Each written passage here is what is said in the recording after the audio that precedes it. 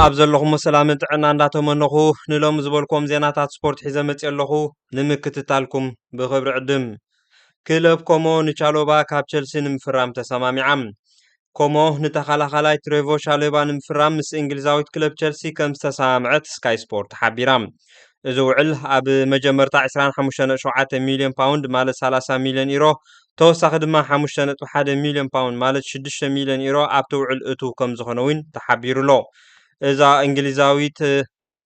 ክለብ ንተጻዋታይ ምስታ ኢጣልያዊት ክለብ ውልቃዊ ውዕላቱ ኣጻፊኾም ዘለዉ ኢና ኣፍሊጣ ክለብ ኮሞ ምስ ቸልሲ ድሕሪ ዝነበራ ነዊሕ ድርድር ነቲ ዝውውር ንምዝዛም ትነጥፍ ከም ዘላ ብተወሳኺ ይሕበር ኣሎ መሸጣ ምሩቕ ኣካዳሚ ንጋንታ ምዕራብ ለንደን ጽሩይ መክሰብ ዝወከለ ምዃኑ እውን ተፈሊጡሎ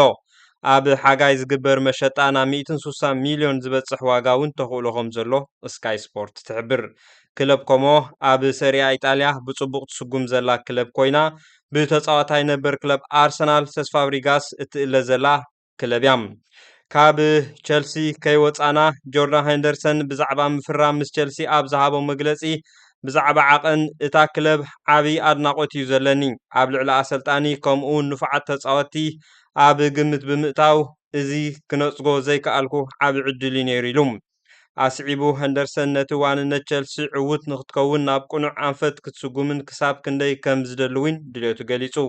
ንዓይ ኣብ ነብሶ ወከፍ መዓልቲ ኣብ ሜዳ ይኹን ካብ ሜዳ ወፃኢ ኩሉ ነገር መሃቢው ብተኻእለኒ መጠን ካብ ከባቢየን ነታ ጋንታ ንዝርከቡ ተጻወቲ ንምሕጋዝ እዩ ንክጅምር ኣዝየ ተሃንጦ ኣለኹ ኢሉ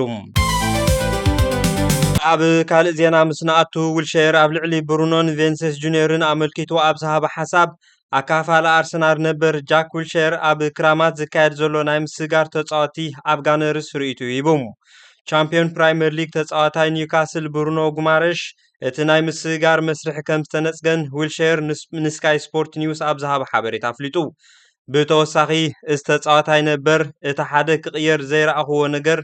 ዴክላን ራይስ እዩ ክብል መግለጺ ሂቦም ዓሚ እታ ጋንታ ማለት ክለብ ኣርሰናል ጽቡቕ ኣብ ዝተጻወተሉ እዋን ዓብ ክፋል ናይዚ ነይሩ ኢሉ ሕጂ ዕረፍቲ የድልዮ እዩ ኣብ ሓጋይ እውን ብዙሕ ጸወታ የካይድ ነይሩ እዩ ብርግጽ ክብል ድማ ዊልሼር መብርሂ ሂቦም ጽባቐን ጽፈትን ንምውሳኽ ግን ብሩኖ ኣብዛ ጋንታ ክሪኦ ኣዝዩ ዘሐጉሰኒ ተጻዋታ እዩ ምስቲ ዘለዎን ብቕዓትን ኣሰልጣኒ ሚካኤል ኣርቴታ ዓብ ሓገዝ ምኾነ ክብል ድማ መብርሂ ሂቦም ተጻዋታይ ክለብ ሪያል ማድሪድ ቬንሰስ ጁኒየር እውን ዕላማ ምዃኑ ዝገለጸ ኮይኑ ብርግጽ ካብ ኣርቴታ እታ ክለብን ዝሓለፈ ዓመት ነቲ ሊግ ከም ዝተዓተረ ዝገለጸ ምግላጹ ሓቢሩ ከምኡውን ኣይዕርፉን እዮም ካብ ምግላጽ ብምባል እውን ዘረቡ ወሲኹ እዚ ብምባል ሰናይ ምንዮት ናይ ቪኒ ናብ ኣርሰናል ናይ ምጽምባር ድሌት ከም ዘለዎ ከይሓበአ ወልሼር ድሌቱ ገሊጹ ክለብ ሊቨርፑል ናብ ባርኮላ ንምስጋር ዝዓለመ ማርክ ናይ ስካይ ስፖርት ኒውስ ኣብ መደብ ዘ ትራንስፈር ሾው ብዛዕባ ምስጋር ባርኮላ ክዛረብ ከሎ ከምዚ ይብል ክሳብ ሕጂ ኣብ ሞንጎ ፒኤስጂን ክለብ ሊቨርፑልን ብዛዕባ ባርኮላ ዝኾነ ርክብ ናይዘን ክልተ ክለባት ኣይተረኣየን ዘሎ ኢሉ ክለብ ሊቨርፑል ኣዝያ እተንቆ ተጻዋታ እዩ እንተኾነ ግን ውዕል ንፍጻም ከም ዝቐረቦ እንተዘይኣሚኖም ንዝቐረበሎም ዕድመ ምውጥዋጥ ትርጉም የብሉን ኢሉ ፒኤስጂ 145 ሚልዮን ፓውንድ እንተደልያ ወይ እንተሓቲታ ሽዑ 100 ሚልዮን ፓውንድ ምቕራብ እንታይ ረብሓ ኣለዎ ኢሉ ክነጽጎ እዩ ሓቀይ ብምባል ተዛሪቡ ንሱ ወሲኹ ካብ 145 ሚልዮን ፓውንድ ክቕንስዎ ዝኽእሉ ገለ ርትዓዊ ርክባት ወይ ዕላላት ክገብሩ ኣለዎም ምክንያቱ ክንድኡ መጠን ገንዘብ ክኸፍሉ ስለ ዘይክእሉ ኢሉ ብተወሳኺ ማርክ ብራድሊ ባርኮላ ኣብ ፒኤስጂ ብሓቂ መጻኢ ከም ዘይብሉ ንፈልጥ ኢና ናብ ካልእ ጋንታ ክሳገር ከም ዝኽእል እውን ፍሉጥ ነገር እዩ ስለዚ ሊቨርፑል ንዕኡ ብልጽቲ ጋንታ ምኾነት ክብል ብተዘዋዋሪ መንገዲ ባርኮላ ንዕኡ ትኸውን ጋንታ ሊቨርፑል ምዃና ገሊጹ ኩራ አሰልጣኒ ፖቼቲኖ ሓድሽ ውዕል ፈሪሞም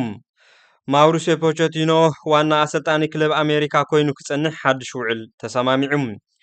ኣብ 2024 ጥቅምቲ ስልጣን ዝሓዘ ፖቼቲኖ ንኣሜሪካ ናይ ዙር 16 ዋንጫ ዓለም 2026 ዘብጽሐ እዚ ኣሰልጣኒ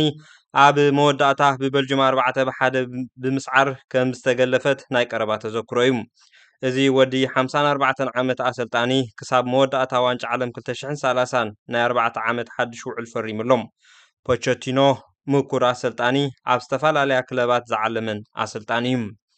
ንሎም ዝበልክዎም ዜናታት ስፖርት ነዚ ይመስሉ ነይሮም። ኣብ ቀጻሊ ብኻልእ መደብ ክንራኸብ ኢና። ክሳብ ሽዑ ግን ሰላም።